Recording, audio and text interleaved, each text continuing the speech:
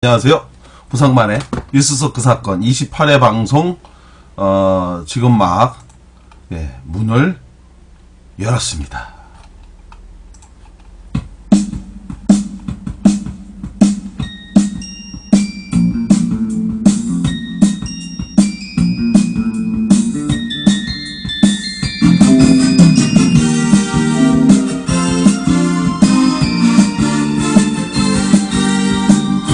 네, 어서 들어오십시오. 아유, 전주 좋은 친구님, 어서. 힐지로 치는님이 오랜만에 오셨어요. 그죠? 오늘 시작하는 노래, 꽃다지의 바위처럼, 힐지룩지님 어서 오십시오.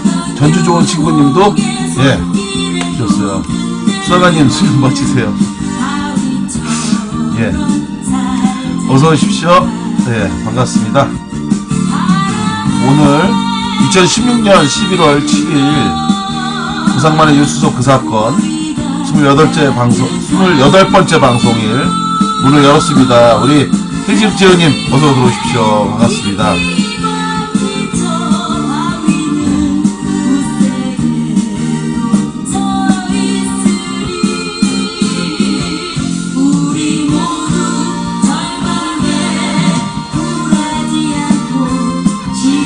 어서 들어오세요. 반갑습니다.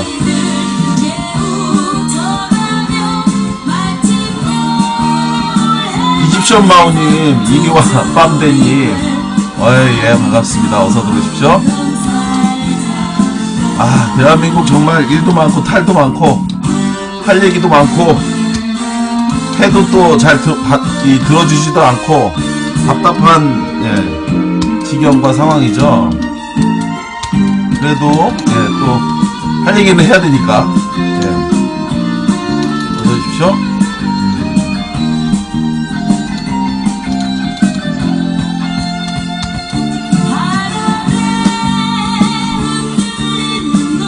바나나 퀸님 어서 오십시오.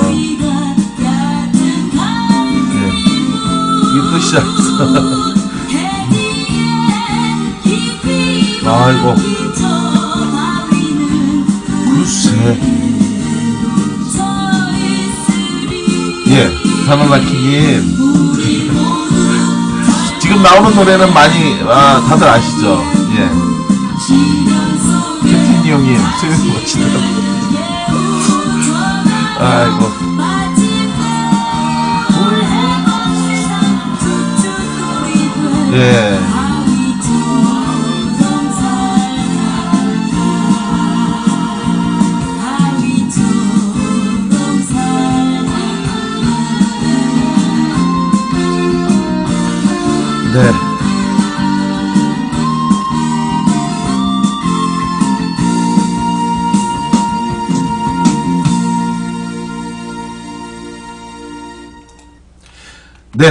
오늘 고상만의 뉴스 속 그 사건 2016년 11월 7일 방송 시작을 하도록 하겠습니다. 울산 바우 0416님 웬땀을 그리 줄줄 보고 싶었어요. 단열 0416님 어서 오십시오. 안녕하세요. 반갑습니다. 왜 이렇게 땀을 흘리냐면요. 더워요. 이 안에가 지금. 굉장히, 그죠? 이 양쪽에 라이트 불빛을 켜고 있고 해가지고, 굉장히 업이 안 떠요라고 하시네요. 업이 안 뜨면 안 되는데, 그죠? 업을 찾으셨다고. 자, 고상만의 뉴스속 그 사건 28회 방송의 문을 열었습니다. 문을 열었는데요. 오늘 이게 이제 광고를 할 때마다 이 방송 공유하기 이걸 누르면은 자꾸 닥치지가 않는 희한한 일이 또 벌어지고 있어요. 굉장히 많은 일들이 있었습니다. 지난주에 굉장히 많은 일이 있었고요. 이제 방송 보시면서 고상만 반장이 왜 갑자기 수염을 깎지도 않고 나타났는지 약간 좀 당황스러워 하시는 분이 있을 것 같아요. 그래가지고 수염 얘기를 좀 잠깐 할까요? 제가 지난 목요일부터 면도를 하지 않았습니다. 그리고 앞으로 면도를 안 한 건 아니고 깎을 부분은 깎고 그랬는데 이 박근혜가 하야할 때까지 한번 이 수염을 좀 깎지 말고 한번 길러볼까 이런 생각을 했습니다. 예. 박근혜가 하야를 할지 안 할지, 아니면 제 수염이 땅까지, 예, 닿을 때까지 이게 될지. 근데 앞으로 남은 기간이 1년 4개월이니까 1년 4개월 기른다고, 예, 땅까지 수염이 기를 일은 없겠죠. 그런데, 예, 한번 박근혜 퇴진하는 날까지, 예, 수염을 깎지 않고, 예, 한번 길러보려고 생각을 하고 있습니다. 누가 이기나. 예, 울산바이님, 힐지룩지연님, 김민주님이시죠? 누구를 말씀하시는 건지. 예라피바다님도 오셨어요. 고맙습니다. 반갑습니다. 닭발대왕님 어서오세요라고 하셨어요. 닭발대왕님이 오셨나봐요. 자유대한만세님 감사합니다. 별풍선 보내주셨어요. 고맙습니다. 오늘 방송, 예, 늘 제가 말씀을 드리지만 할 말이 없는 방송이 아니라 뭘 얘기해야 될지, 그 중에서 어떤 걸 얘기해야 될지 늘 고민스러울 정도로 사건과 사안이 많은데, 오늘은 여러분들과 함께 한번 좀 되돌아봤으면 좋겠어요. 대한민국의 오늘과 내일, 그리고 현재에 대해서, 그리고 또 박근혜의 정신세계가 어떤 건지에 대해서 한번 여러분들과 함께 분석하는 그런 의미에서 제가 첫 번째 주제로 선정한 게 박근혜의 18번 노래, 그 끔찍한 의미에 대해서 여러분들과 함께 이야기를 좀 해보고 싶어서 오늘 방송의 첫 주제로 좀 삼았는데요. 지난번에도 한번 제가 말씀을 드렸지만, 예, 박근혜가 18번 노래가 뭔지 여러분들 아시나요? 예. 18번 노래. 지난번에 제가 한번 방송을 틀었는데, 저는 많은 분들이 잘 모르시는 줄 알았는데, 예, 캡틴 리용님 오셨으면 업과 꿀잼과 꾹이라고 하셨는데, 감사합니다. 오늘 좀, 예, 저를 대신해서 좀 많이 좀 해주세요. 우리 캡틴 리용님께서. 저는 많은 분들이 잘 아유, 킬러빵빵빵님, 아유, 감사합니다. 오늘도 또 별풍선을 주셨어요. 너무 고맙습니다. 거북이 노래요. 해주몽님 말씀하셨어요. 빙고라고 하는 노래죠. 우리 장근호님이 또 와주셨어요. 아유, 감사합니다. 오랜만에 오셨어요. 우리 장근호님. 빙고라고 하는 노래입니다. 빙고. 이 빙고라고 하는 노래가, 박근혜 18번이에요. 그래가지고, 여기저기서 굉장히 많이 이 노래를 불렀습니다. 그래서 제가 처음 이걸 알게 된 건, 예전에 새누리당, 한나라당과 새누리당 비대위원장하고 뭐 할 때, 최고위원들하고 1차에서 식사 먹고 2차에 노래방을 갔는데, 거기서 노래를 부르라고 하니까, 그때 부른 노래가 이 빙고라고 하는 노래라는 거예요. 바나나 퀸님, 헐, 의외다라고 하셨어요. 장근호님 오랜만에 입장했다고 말씀을 해주셨습니다. 그죠? 의외죠. 저도 굉장히 의외예요. 굉장히 의외인데, 그래가지고 이 노래 가사를 한번 들어보면 굉장히 신나고 경쾌한 거북이 노래잖아요. 우리 해주몽님이 말씀하신 것처럼. 그 가사가 굉장히 빠른 이 템포의 노래이기 때문에 사실은 이걸 제대로 듣기가 쉽진 않아요. 예.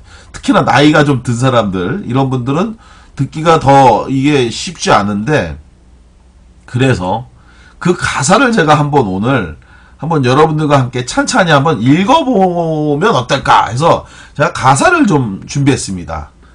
이 가사, 원래는 엄청나게 좋아하는 노래였는데, 그네가 불러댔단 이유로 기분 더러워서 못 부르고 있다고. 돌베개님, 예. 이런 거예요. 먼저, 이 박근혜가 이 부른 이 노래, 한번 여러분들과 같이 한번 들어보는 걸로, 아주 짧지만, 지금 이제 우리 해주봉님 말씀하신 것처럼 힐링 캠프, 예, 김재동 씨와 이경규, 그리고, 이렇게 해서 이제 진행하는 이 프로에 힐링 캠프에서 나와서 이 박근혜가 이 노래를 불렀었어요, 그때. 이게 불러갖고, 그래가지고 이제 이슈가 됐었는데, 거기에서 아주 짧은 대목이지만, 이 노래를 한번 들어보도록 하겠습니다. 터질 것만 같은 행복한 기분으로 줄에 박힌 관념 다 버리고 이제 또 맨주먹 정신 다시 또 시작하면 나 이루리라 다 나 바라는 대로 모든 게 한번 기다려서 어떤 게 행복한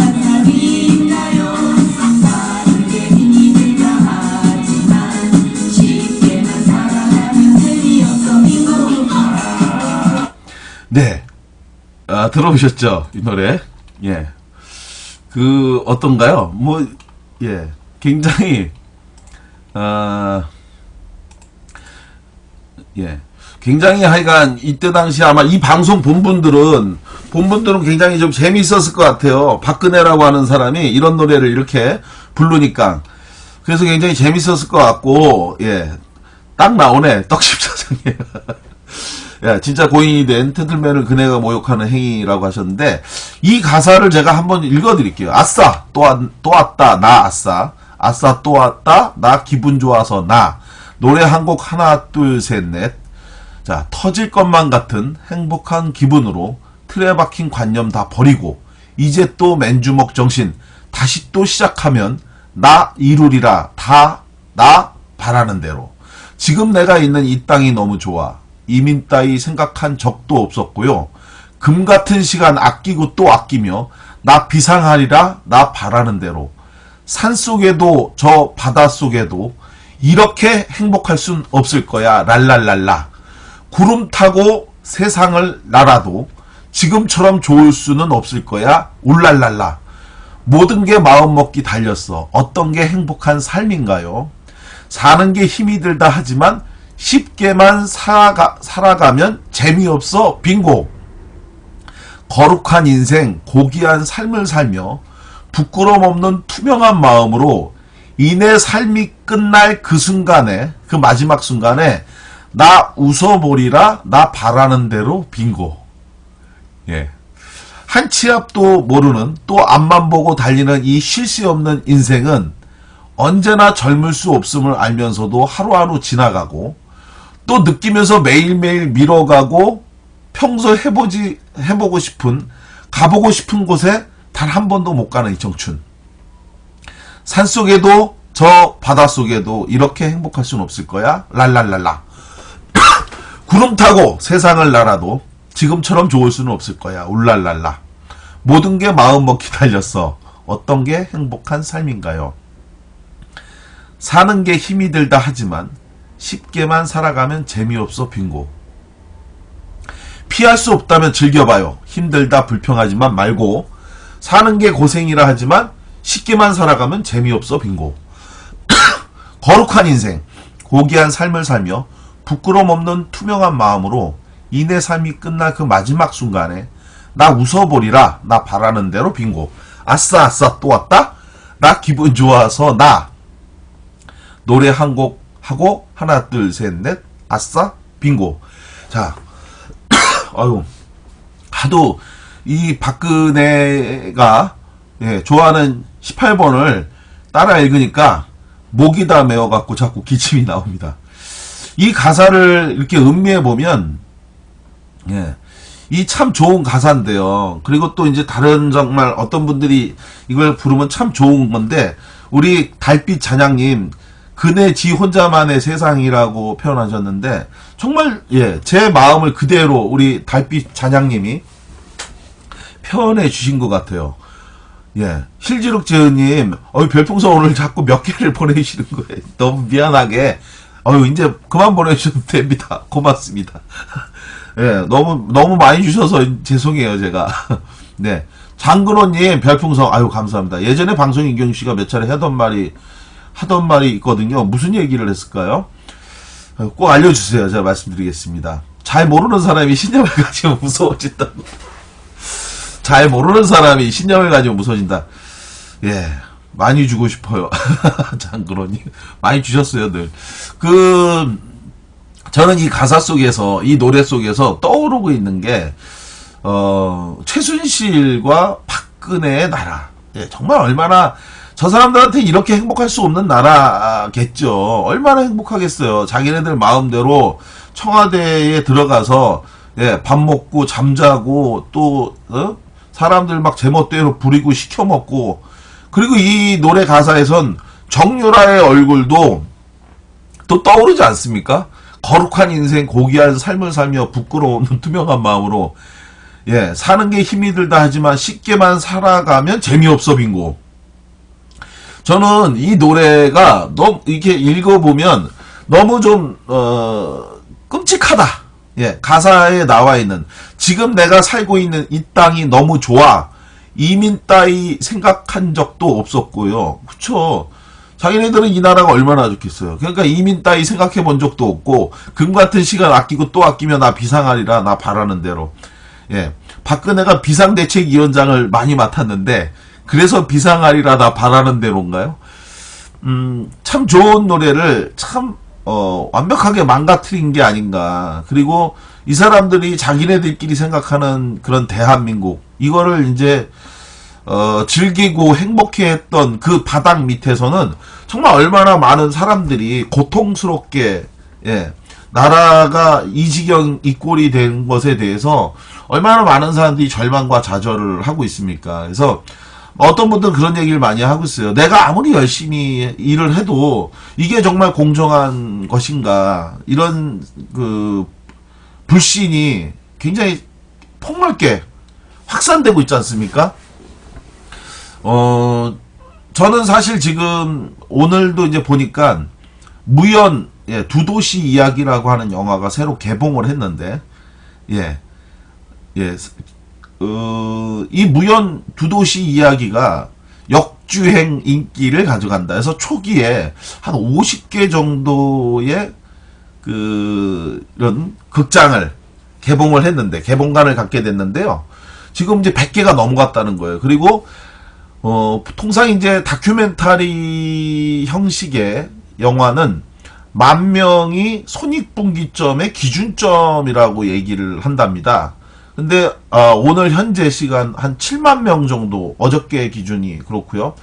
그래서 이제 제가 볼 때는 무난히 한 2, 30만 원 더 가지 않을까 이렇게 추산이 되고 있는데 이게 이제 저도 글을 써서 해봤지만 사실은 이제 글 주제에서 가장 그 안전하고 그리고 흥행에 어려움이 없는 그 주제가 사실 노무현 대통령과 관련한 글입니다. 노무현 대통령과 관련해서 글을 쓰면 예를 들어서 제가 지금까지 썼던 글 중에서 최근에는 이제 김영란법과 관련한 논쟁이 있었을 때 그 3만 원의 식사비 이게 이제 너무 과한 거 아니냐? 3만 원짜리 밥이 어딨냐? 그러면서 이거를 현실적으로 5만 원 이상 또 선물도 또 좀 더 올리고 뭐 이렇게 해서 이제 주장을 했어요.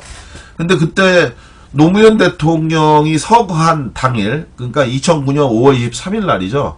그날 그 노무현 대통령을 기억하고 있는 한 식당 여자 종업원께서 그 아르바이트를 했던 분 같아요. 아마 직장으로 거기 있었던 분은 아니고. 근데 그분이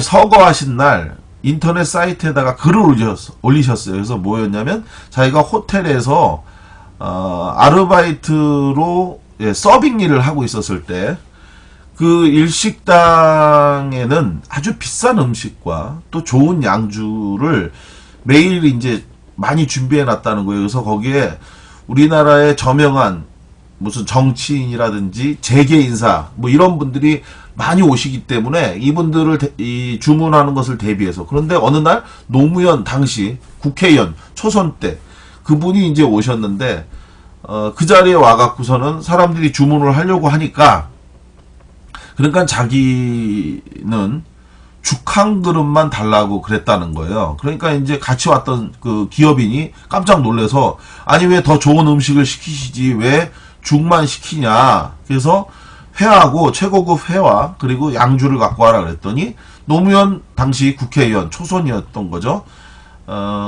당시 88년도에 이제 국회의원 선거에 나가서 당선이 돼서 부산 지역에서 당선돼서 이제 국회의원이 됐는데 이분이 하는 말이 저는 누구한테 얻어먹는 것도 싫고 그래서 내 돈 내고 밥을 먹고 싶은데 내가 내 주머니에 있는 돈이 죽 한 그릇 값밖에 없으니까 나는 그냥 내 죽 한 그릇 시켜서 먹겠다. 그렇게 해서 실제로 죽 한 그릇을 시켰고 그리고 나갈 때는 그 죽 한 그릇 값을 따로 계산을 하셨다는 거죠. 그리고 그것이 어쩌다가 한 번 있었던 일이 아니라 그 후에 내내 노무현 당시 국회의원은 늘 올 때마다 그렇게 했다라고 하는 그거였어요. 그 글을 이제 올린 것을 제가 김영란법이 논란이 됐을 때 노무현의 죽한 그릇이 답이다, 정답이다 이렇게 해서 이제 글을 썼던 건데 이런 글들이 사실은 굉장히 많은 분들에게 호응을 얻어서 좋은 기사 원고료도 많이 받았고, 그리고 또 기사도 한 수십만 조회수를 기록했고, 지금도 많은 분들에게 읽히고 있는데요. 자, 이런 글이나 또 무연, 두 도시 이야기라든지 뭐 이런 글들이 우리 대한민국 아짜님, 예, 별풍선 주셨습니다. 감사합니다. 고맙습니다. 사실은, 저는 이제 노무현 대통령과 관련한 이야기가 이제 좀, 더 이상 사람들에게 관심을 갖지 않는 나라가 됐으면 좋겠다. 저는 이 말씀을 좀 드리고 싶어요. 언제까지나 노무현 대통령과 관련한 이야기를 하면 우리가 눈물로 그러한 모습을 보고 또 미안한 마음, 안타까운 마음, 그리고 그리운 마음으로 노무현 대통령을 보는 시대는 이제 빨리 끝났으면 좋겠다. 이 얘기는 뭐냐면요. 노무현 같은, 노무현보다 더 훌륭한 사람이 나오는 대한민국이 돼야 한다라는 거예요. 그런데 노무현 대통령 이후에 이명박, 그리고 지금의 박근혜까지 노무현 대통령을 그리워하지 않을 수 없는 지경으로 나라를 운영하고 있다는 것. 저는 이게 우리나라의 비극이다. 무연 두 도시 이야기의 이야기를 저도 사실은 지금 아직 못 봤어요. 꼭 보러 가야 되는데, 시간을 좀 내서 가려고 합니다. 이번 주 중에라도 어떻게 한번 가서 그 영화를 저도 좀 보려고 하는데요. 왜 보려고 하는지에 대해서는 좀 이따가 내가 말씀을 드리려고 하는데, 하여간 그걸 보면서 저도 예고편을 보니까 너무 눈물이 나는 거예요. 눈물이 나고 안타깝고 슬프고, 그런데 언제까지나 정말 노무현이라고 하는 정치인만 그리워하면서 살기에는 우리가 겪고 있는 고통과 상처가 너무 크다. 지금 중고등학생들도 마찬가지로 이러한 것에 대해서, 사실 중고등학생들은 지금이 이제 마이너스 9를 하잖아요. 그러니까 이명박 때하고 박근혜 때를 빼면 마이너스 9. 그러면은 지금 중학생이 16살이라고 치면 초등학교도 들어가지 않았을 때, 초등학교를 들어가지 않았을 때니까, 아직, 그때 노무현 대통령이 뭘 했는지 사실 보지도 못했을 텐데, 그런데도 그들도 이건 아니다라고 생각하면서 나오는 것, 이거죠. 캡틴 니용님, 맞습니다. 예, 아짜님도 맞다고 하셨고요. 해주몽님, 그러니까요. 현재는 MB가 다 그립다고. 더 후진하고 있으니, 작은 손님들, 백범을 넘는 인물이 나온 게 백범사후, 이제 50여 년 만인데 너무 욕심이신 듯. 근데 사실은, 우리가, 우리 손으로 좋은, 대통령 후보를 선출만 했으면, 그러면 벌써 나왔죠. 예를 들어 지금 이재명 시장 같은 분, 예, 그리고 문재인 전 대표, 박원순 시장 같은 분들, 그리고 또, 지금 야권 주자로 나와 있는 안희정 지사, 예, 안희정 지사, 연합연합팬님, 어서 오십시오. 오랜만입니다. 그리고 김부겸이라고 하는, 예, 대구에 또, 예, 대구에서 또 생활해서 오신 분, 굉장히 좋은 분들이 많이 있거든요. 근데 그런 분들이, 예, 사실은 저는 노무현 대통령, 처럼, 예, 앞으로 이제 권력을 갖게 된다면, 저는 그렇게 해줄 수 있는, 그런 좋은 후보다라고 생각해요. 그래서, 여하간 우리가 노무현 대통령 시대에 갇혀서 노무현 대통령만 그리워하는 게 아니라, 노무현 대통령과 같은 정치인을 우리가 만들어주고, 그리고 그걸 통해서 우리가 대한민국의 국민을 위해서 진짜로 안쓰러운 마음을 갖고 있는 정말 그런 좋은 정치를 좀 만들었으면 좋겠다. 그런 측면에서 보면 며칠 전에 춘천에, 예, 아주, 예, 우리가 볼 때 얼마나 정말 웃기는 사람입니까? 춘천 새누리당, 예, 김진태. 저는 다른 사람들은 저는 좀 다를 수 있어요. 예를 들어, 우리가 이제 흔히 농담으로 국회에서 일하고 있는, 국회의원 보좌진들 있잖아요. 국회의원 보좌진들은 우리가 이제 농담으로 그런 얘기를 합니다. 산업이라고 얘기를 해요. 산업이. 개인사자 산업이. 그래서 공노비가 아니다. 그래서, 일반 이제 우리 행정부에서 일하고 있는, 예, 시험을 통해서 선출된 공무원들. 그죠? 그래서 9급부터, 예, 9급부터 뭐 이렇게 쭉 하는. 그 사람들은 이제 이른바, 예, 공노비라고 부르고, 이 국회에서 근무하고 있는, 일하고 있는 사람들은 산업이다. 왜냐면, 임면권을 국회의원이 갖고 있거든요. 국회의원이 갖고 있기 때문에 그 사람들은 사실은 국민을 위해서 그 자기네들이 일을 한다? 그 거짓말입니다. 제가 분명히 말씀드리는데, 저도 이제 국회의원 보좌진으로 2번 일을 해봤기 때문에, 예. 그 사람들은 사실은 국회의원을 전적으로 보좌하기 위해서 온 사람들이기 때문에, 그래서 그 사람들은 국회의원이 오늘 나가라 그러면 나가는 거고, 아무 그 공무원의 채용 조건이, 국가 공무원 그 채용 조건만 충족한다면, 예를 들어서, 무슨 뭐, 감옥 갔다 와갖고 아직 집행유예 기간이거나, 공무원 임용 기간이 아직 뭐 이렇게 도달하지 않거나, 이런 거 빼놓고라면은, 어떤 학벌도, 그러니까 뭐, 초등학교를 안 나와도 상관없어요. 나이가 몇 살이든 상관없어요. 아무 상관없습니다. 그냥 국회의원이 오늘부터 우리 의원실에 와서 일해라 그러면 그 사람은 무조건, 예, 공무원으로 채용돼서 별정직 국회 사무처 소속의 별정직 공무원으로 일을 하는 거거든요. 그래서 그 사람들이 국회의원 하나를 위해서 충성을 다하는 것은 적절치는 않지만, 그래도 그것은 또 비난받을 수 없어요. 왜냐하면 자기에 대한 누가 뭐라고 하든 그 사람을 채용하고 버리는 건 그 사람의 일이니까. 그런데 국회의원이 대통령을 위해 충성하는 것은 용납할 수 없습니다.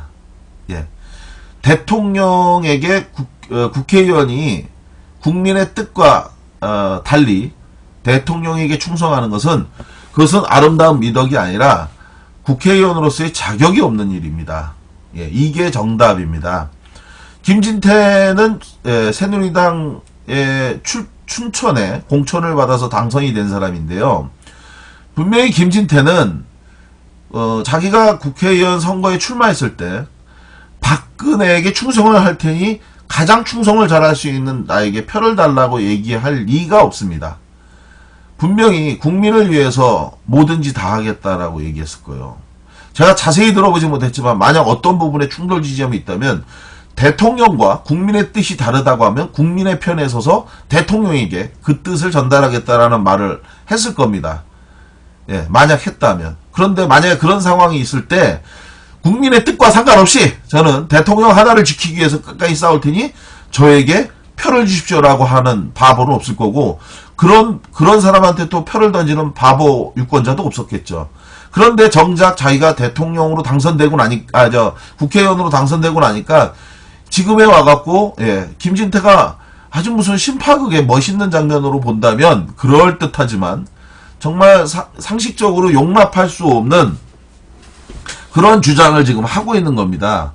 그래서 김진태는 뭐라고 얘기했습니까? 예, 자기는 끝까지, 예, 대통령과 함께 죽겠다. 죽을라면 그냥 죽지 왜 또, 예. 제가 보니까 박근혜는 죽을 생각도 없어요. 자기 혼자 죽는 거지. 예, 김진태 그래도 의리는 있더라고요. 나경원 탈당하라던데 나경원 친이했다가 친박했다가. 그건 의리가 아니고, 예, 그건 의리라고 얘기하면 안 되고요. 그거는 국민에 대한 배신입니다. 배신. 의리는 뭐 자기네들끼리 무슨 조폭적 의리도 의리라고 우리가 인정을 해야 됩니까? 조폭보다 더 더러운 거죠. 조폭은 그나마 생계형인데 이거는 뭐 우리 고든 빛깔림 같이 죽어주면 땡큐라고 하셨어요. 자, 그런 사람들이 더 이상 정치하지 않는 나라가 돼야 되는데 그런 부분 때문에 굉장히 어려운 일이 많이 초래되고 결국 그 고통이 지금 국민들에게 그대로 전가되고 있는 건데, 광화문 광장, 예, 11월 5일, 예, 엊그저께죠? 11월 5일 날, 저도 갔다 왔습니다. 광화문 광장 가서, 예, 우리 캡틴 형님, 정말 감사합니다. 오셨으면 업과 꿀잼과 꾹 눌러달라고, 예, 덕분에 오늘 업 눌러주시는 분들이 빠른 시간으로 늘어나고 있습니다. 감사합니다. 우리 캡틴 형님, 화이팅! 자, 11월 5일날 갔는데, 정말 어마어마하게 많은 분들이 오셨어요. 어마어마하게 많은 분들이 오셨는데, 지금 이 방송 듣는 분 중에서도 같이 오신 분들이, 이 광화문 광장 가신 분들이 계실 것 같아요. 그날 가서 정말 남녀노소, 지역과, 지역을 구분하지 않고 정말 많은 분들이 오셔갖고, 하나의 목소리로 한결같은 마음을 표했는데요. 그거는 바로, 박근혜 퇴진, 박근혜 퇴진을, 말씀하시는 정말 그 감동적인, 그리고 그날 이제 제가 현장에서 페이스북 라이브를 통해서 현장 중계방송을 제가 시도했었습니다. 근데 현장 중계방송을 하는데, 이게 계속 방송이 끊기는 거예요. 그러니까 버퍼링 현상이라고 해서 신호가 약하다고. 왜 그런가? 그만큼 많은 분들이 오셔서 그만큼 많은 곳에서 각각이 이제 뭐 통화도 하시고 이제 뭐 방송도 하시고, 요즘은 이제 1인 방송이 저처럼 하는 1인 방송이 대세니까. 그래가지고 이게 방송 상태가 그렇게 좋지 않더라고요. 근데 이게 얼마나 고맙고 다행한 일입니까? 사실 박근혜는 대통령으로서, 제가 이제 늘 강연 가서도 그런 얘기를 굉장히 많이 하는데요. 박근혜는 대통령으로 불러서는 안 됩니다. 그 사람은 명백히 부정선거를 했잖아요. 부정선거를 통해서 권력을 찬탈한 겁니다. 저는 양심이 있다면 박근혜를 대통령이라고 부르는 것은 안 된다라고 하는 게 제 소신입니다. 그 이야기를 이제 어느 고등학교 가서 강연 가갖고도 얘기했더니, 이제 약간 좀 학생들이,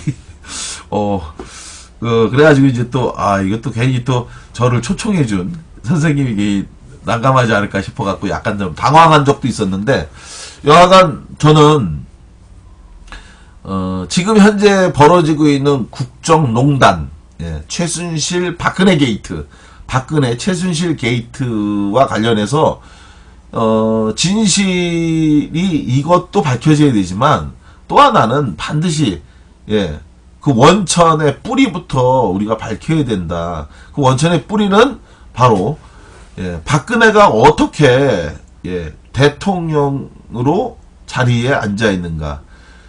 2012년 12월 16일 날이죠. 그날 박근혜는 3차 마지막 토론회를 했고, 그 토론회 자리에서 경찰의 댓글 공작 관련한 수사, 국정원 김하영이라고 하는 여직원이 그 댓글 공작을 했다고 하는 의혹에 대해서 그것이 사실인지 여부를 가지고 박근혜가 얘기한 게 굉장히 놀라웠잖아요. 여러분들 기억나시겠죠? 그때 뭐라고 했냐면, 경찰 수사 결과 댓글 공작은 사실이 아닌 걸로 드러났다. 이거에 대해서 사과하라. 이렇게 얘기했습니다. 그냥 그걸 보니까 저조차도 그게 깜짝 놀랐어요. 그리고 진짜? 그러면 댓글 공작이 사실이 아니었나? 아니 어떻게 된 거지? 이랬거든요. 저도. 그런데 그거를 보고 다른 사람들은 어떻게 했겠어요? 더 했지 않습니까? 그 나이 드신 분들이나 반신반의했던 사람들, 이런 분들은 더 박근혜가 그러면 그 부정선거를 한 게 아니구나. 그리고 민주당 그 문재인 후보 쪽에서 그러면은 억지를 부린 거구나. 이렇게 이제 생각한 분들이 굉장히 많았을 거예요. 그걸 통해서 결국은 대통령 선거에 있어서 굉장히 유리한 고지를 차지했는데, 그리고 나서 이후에 드러난 진실은 뭡니까? 사실이었던 거잖아요. 권은희 지금 국회의원을 하고 있는 당시 수서경찰서 그 과장이 수사과장이었죠.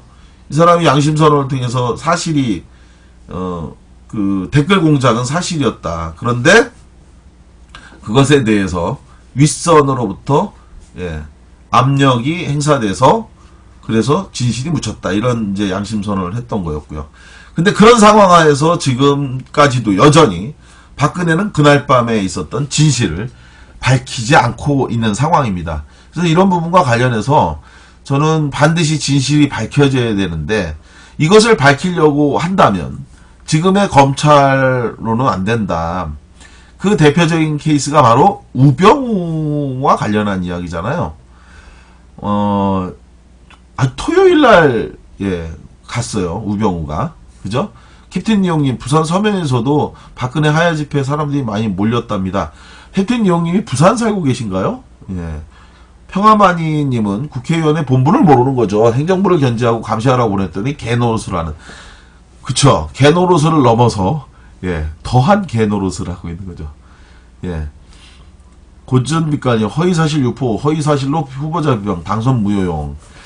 이번에 김진태가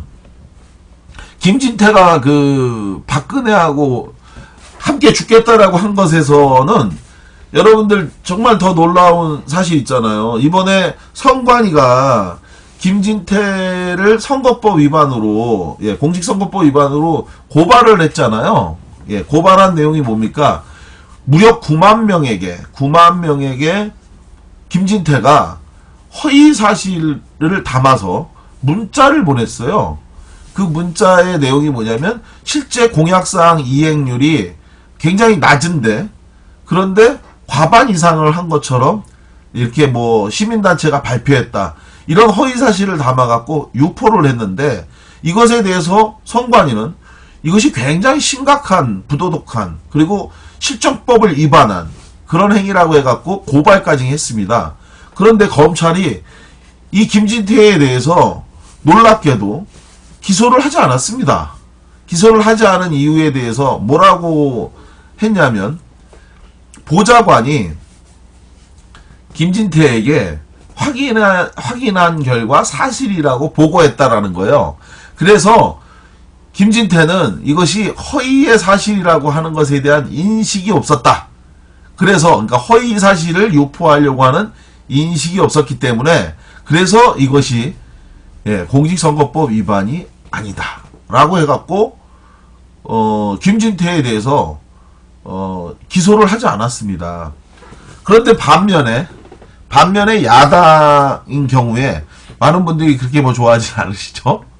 예, 구로의 박영선 의원 같은 경우, 예, 박영선 의원 같은 경우는 기소가 됐어요.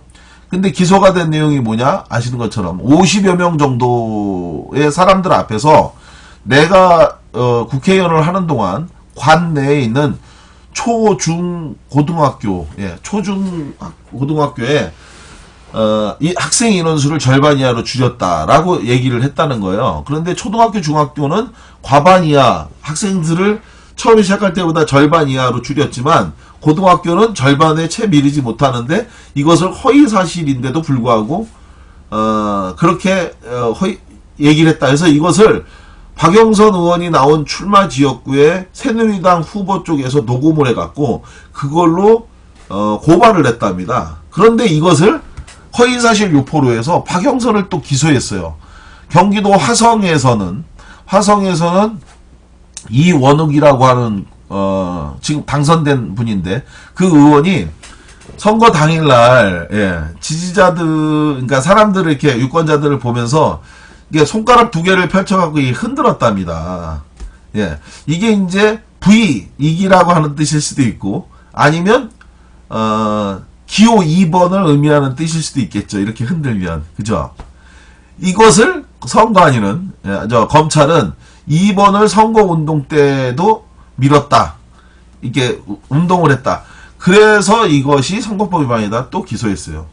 과연 9만 명에게 문자로 허위 사실을 유포하면서, 그러면서 그것이 보좌관으로부터, 자기 개인 보좌관으로부터 그것이 사실이라고 하는 그러니까 보고를 받았기 때문에 그것이 허위라고 하는 인식이 없었다라고 주장하는 이 김진태가 과연, 예, 정말 무죄 기소를 하지 않은 검찰의 이것이 정말 옳으냐, 아니면 박용선, 예, 이원웅 이런 사람들이 김진태보다 더 잘못이 크기 때문에 기소한 것이 옳으냐, 누가 봐도 뻔히 알 수 있는 얘기죠. 우리 아이퐁7님, 예, 123번째 팬클럽 회원으로, 예, 가입해 주셨습니다. 감사합니다. 아이퐁7님 후원 감사합니다. 캡틴 니용님이 오늘, 매니저 격의 일을 해주고 계셔서 너무 고맙습니다. 감사합니다. 개놀이는 명백한 허위사실 유포도 다 털어주고. 그러니까, 달빛자냥님 말씀대로, 그러니까, 이 김진태가, 지금 이 박근혜가 물러나면, 왜냐면 이 선관위가요, 이것에 대해서 재정신청을 해놨어요. 재정신청을 해놨습니다. 도저히 수용할 수가 없다. 김진태가 그렇게 한 행위에 대해서 이게 말이 되느냐. 그래서 이걸 불기소 처분한 것에 대해서, 검찰의 불기소 처분에 대해서 도저히 이건 수용할 수가 없다 해갖고, 그래가지고 이것에 대해서 재정신청을 한 걸로 제가 알고 있는데요. 만약에 이 박근혜 정부가 지금 상태에서 그냥 날아간다. 그러면은 김진태는 한 묶음으로 가는 겁니다. 한 묶음으로. 진짜로.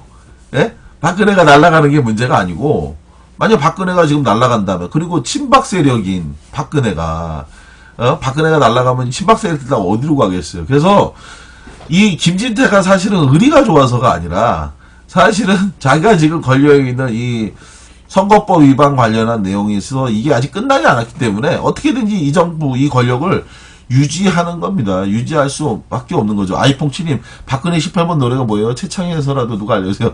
거북이의 빙고랍니다. 라고 캡틴님께서 알려주세요. 늦게 들어오셨군요. 아까 전에 우리 박근혜 18번 빙고와 관련한 이야기를 많이 했죠. 박근혜의 빙고. 이 박근혜의 이 빙고가, 18번이라고 하는 것이 얼마나 유명하냐면요. 지난번에 왜 박근혜가 중국 갔다 왔죠. 중국에 가갖고 정말 뭐 중국 정부하고 새로운 밀월 관계를 만들었다. 그래서 뭐 굉장히 그때 당시에 이제 많은 사람들한테 격려도 받고 칭찬도 받고 했는데 뜬금없이 다시 또 갈짓자 행보로 가면서 중국하고 지금은 우리 철천지 원수가 돼버렸는데 바로 그때 중국의 그 정상회담을 할 때 말이죠. 중국하고 정상회담을 할 때 그때 중국 정부가 굉장히 이 박근혜에 대해서 환대를 하면서 그러면서 만찬을 4번을 했는데요. 그 만찬 4번 할 때 무려 3번을 거북이의 빙고를 틀어줬답니다. 대단한 거 아닙니까? 박근혜가 좋아하는 18번 노래라고 이 중국에서 만찬할 때 3번이나 그 만찬장에서 4번 중 3번을 이 노래를 이렇게 행사장에서 틀어줄 정도로 박근혜가 이 노래를 굉장히 좋아했다고 하는데 좋아하는데 그 가사 내용을 아까 전에도 저희가 이제 쭉 같이 들어봤지만 대한민국의 모든 국민이 다 행복한 게 아니라 이민 가고 싶지 않다고 얘기한 것처럼 정말 대한민국 국민들은 차라리 이민 가고 싶죠. 지금 이 나라가 갈 수만 있다면 어디든지 가고 싶다. 그래서 페이스북을 보면 페이스북 친구 중에서 외국 사는 분들 보면 솔직히 부럽죠. 차라리 그냥 좀 떠나서 그냥 꼴보기 싫은 거 좀 안 봤으면 좋겠다라고 싶은 그런 분들이 많은데 정말 그렇게 된다면 안 되죠. 이 나라가 정말 보통 사람들, 일반 국민들이 행복하게 살 수 있는 그런 나라가 됐으면 하는 거고, 그런 상황에서 이런 큰 잘못을 저지른 나쁜 사람들, 박근혜가 쓰는 용어가 그런 거 아닙니까? 참 나쁜 사람이에요. 이 나쁜 사람들 그대로 돌려주면 이 사람들이 지금 하고 있는 행태가 많은 국민들을 정말 떠나고 싶은 마음을 들지 않을 수 없게 만들고 있는데요. 우병우가 이제 이번에 또 한번 큰 건 했지 않습니까? 그죠? 우병우가 토요일날 검찰청에 출석하면서 그거 보셨죠, 여러분들? 토요일날 검찰청에 출석하면서 그러면서 무서운 레이저를 쏜 거, 한 여자 기자가 처음 첫 질문을 했는데 전 진짜 깜짝 놀랐어요. 어떻게 그렇게 할 수 있는지. 안광, 이리와 빰대님 안광이라고 했는데 눈의 빛 안광이라고 얘기하면은 너무 고차원인 것 같습니다. 떡집 사장님 눈빛. 레이저. 정말 제가 그거 보면서 무슨 생각 들었냐면 여자 기자도 참 대단하다 생각했어요.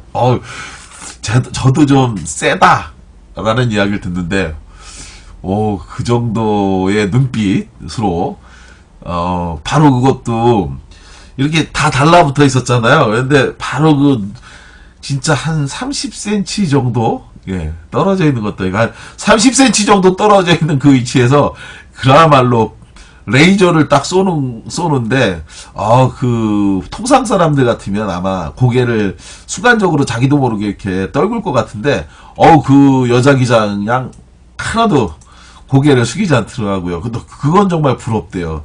그 여자 기자분의 그 담대한 그거. 정말 너무 부러웠는데, 이 우병우가 그렇게 오만한 태도로, 예, 이 사람이 이제, 정말 언론이나 방송을 잘 모르는 사람이면 모르겠는데, 분명히 다 알거든요. 저희 같은 사람들, 카메라 다 돌아가고 있는데, 그리고 자기네들도 머릿속에서 쭉 연상을 했는데, 연상하고 이제 나오지 않습니까? 포토라인. 거기에 이제 서서 나오는데, 자기도 거기에서 어떤 모습으로 자기가 쓰게 될까, 이런 걸 굉장히 생각을 많이 하고 나왔을 거예요. 그런데 그 자리에서, 돌출적인 행동이 아니라, 정말 자기가 당당하게 나가겠다라고 하는 생각을 하지 않았다면 그렇게 할 수 없다라고 저는 생각을 합니다. 우병우는 2009년도에 노무현 대통령이 당시 정치보복으로 검찰에 출석했을 때, 그때 당시에 우병우가 노무현 대통령을 직접 수사한 사람으로 알려져 있잖아요. 그때 당시에 그런 얘기를 했다고 하더라고요. 전직 대통령도 아니고 사법고시 선배도 아니고 그냥 뇌물수수자 중에 한 사람으로 대하겠다라는 이야기를 했다. 그렇게 이제 알려져 있는데, 정작 본인이 바로 그 자리에 이제 서게 된 거잖아요. 정작 본인이 그 자리에 서서, 그래서 이제, 거기서 이제, 다른 사람들의 질문을 받았을 땐, 정작 만약에 자기가 진짜 노무현 대통령에게 이야기했던 그것이 진실이라고 한다면, 자기도 당연히 그런 자세로 서 있어야 되지 않을까요?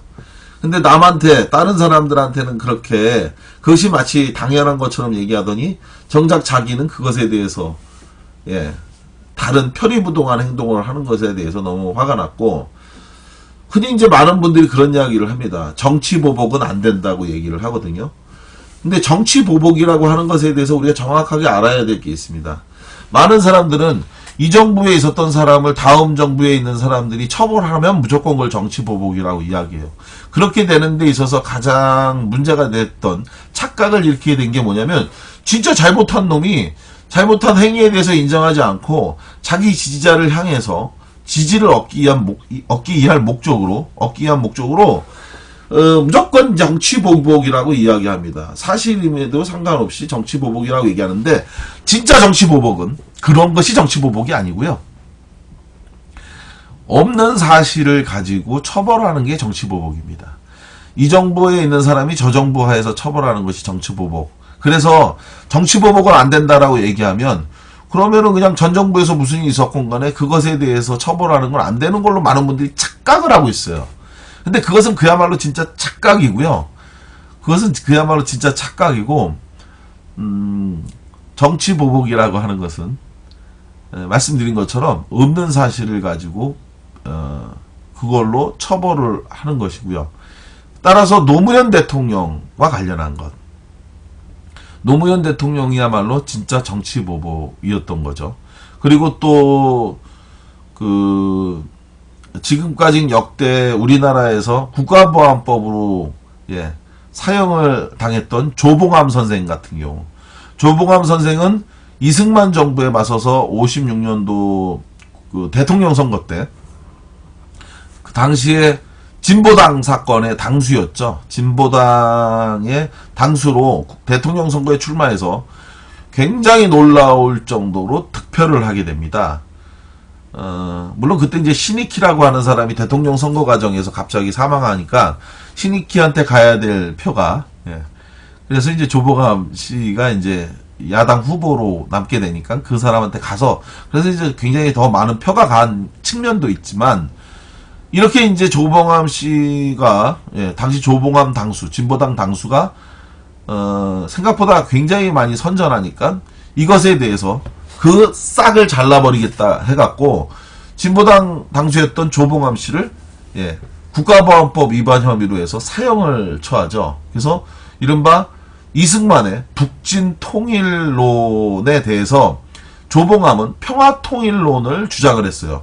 아니 평화통일을 주장하는 것이 국가보안법 위반이 된 시대, 이게 이제 바로 이승만 독재 그 밑에 있는 자들이 한 행인데, 이런 게 이제 진짜 정치 보복인 거죠. 사실이 아닌 내용을 가지고 죄를 뒤집어 씌워서, 그래서 그걸로 예, 이승만이 자기 권력을 유지, 강화, 확대하기 위해서 그래서 없는 죄를 만들어서 사람을 죽이고 그리고 그것에 대해서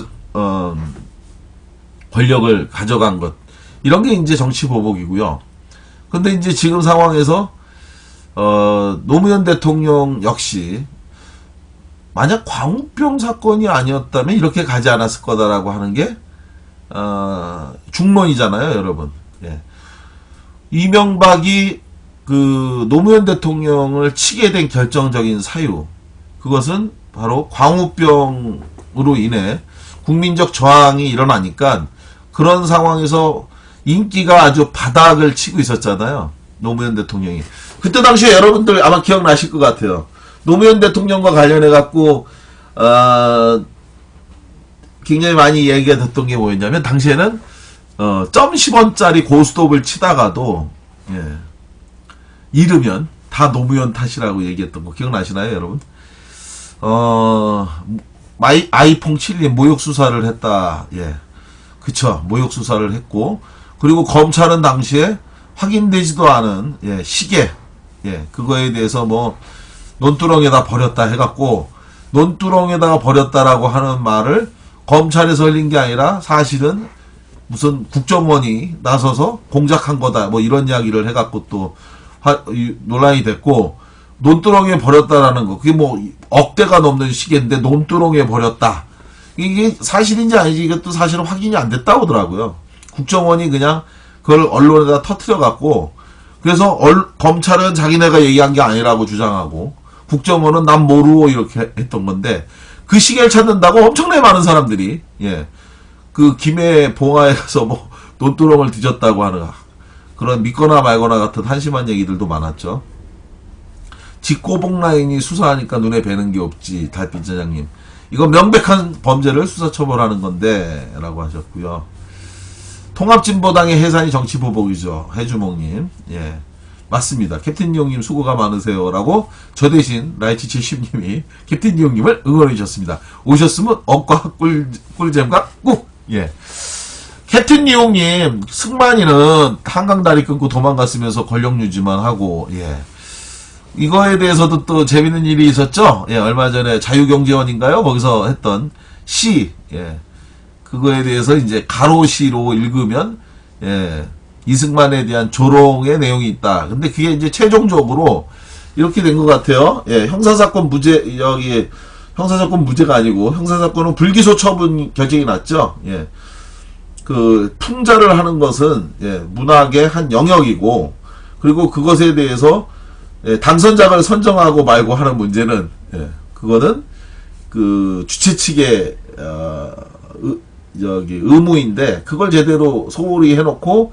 그 다른 사람에게 책임을 묻는 것은 예, 옳지 않다. 그래가지고 불기소 처분했는데, 민사도 마찬가지로 예, 원고 패소 결정이 며칠 전에 났었습니다. 그래서 원고가 자유경제원이 예, 이 행사를 추진하는 데 들어간 비용, 그 모든 비용을 이 풍자시를 냈던 사람을 상대로 청구를 했는데 예, 원고 전부 패소 판정을 내렸어요.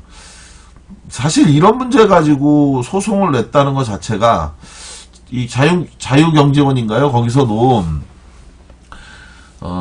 그 앞자를 빼야 됩니다. 경제원까지는 이제 써도 상관없는데, 자유경제원이라고 하면서 정작 풍자할 자유, 비판할 자유, 표현할 자유에 대해서는 전혀 고려하지 않는 거죠. 그리고 누가 뭘 쓰든 욕설을 하든 뭘 하든 그건 뭐 개새끼도 문학에서는 얼마든지 많이 쓰는 거 아닙니까? 예.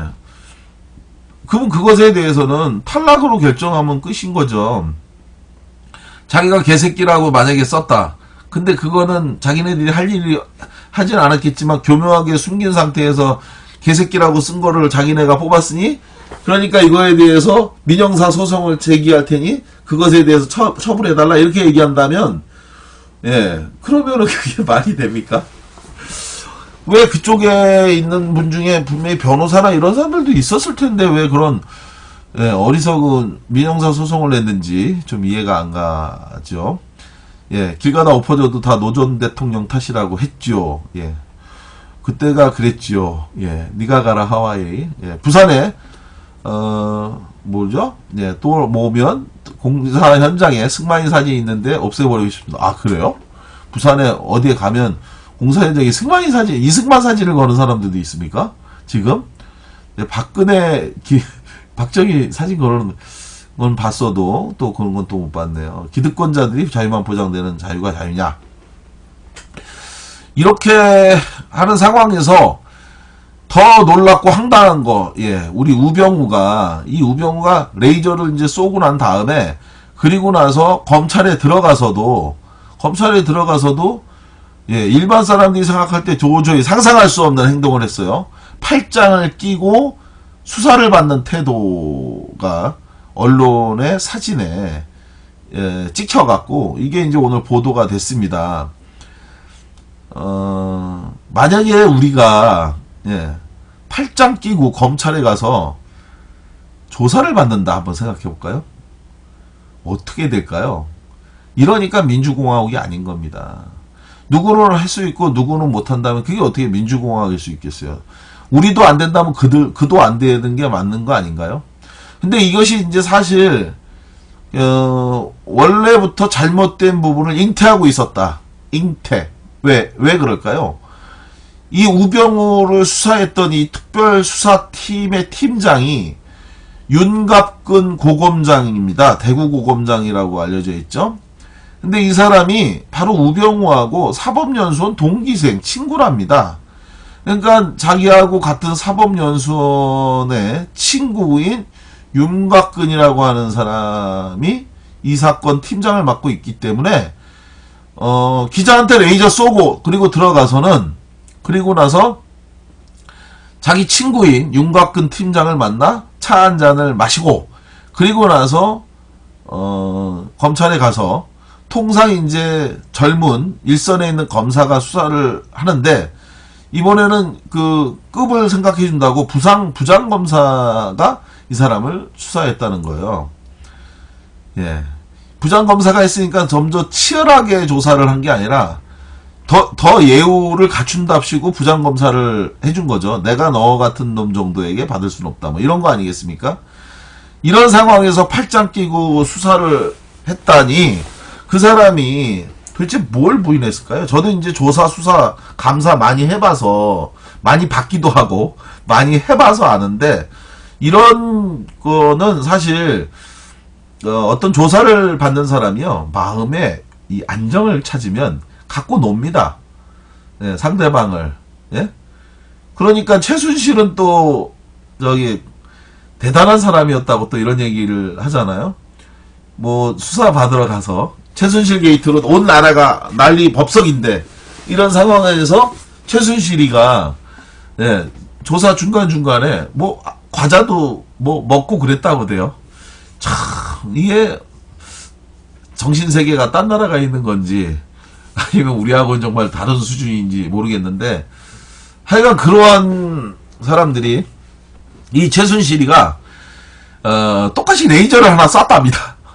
예, 방금 제가 알게 된 속보에 의하면 최순실이가 교정 직원 즉 교도소에 있는 그 직원들한테 기분 나쁘다고 막 레이저를 쐈다고 이 정권이 레이저 정권인 것 같습니다. 예.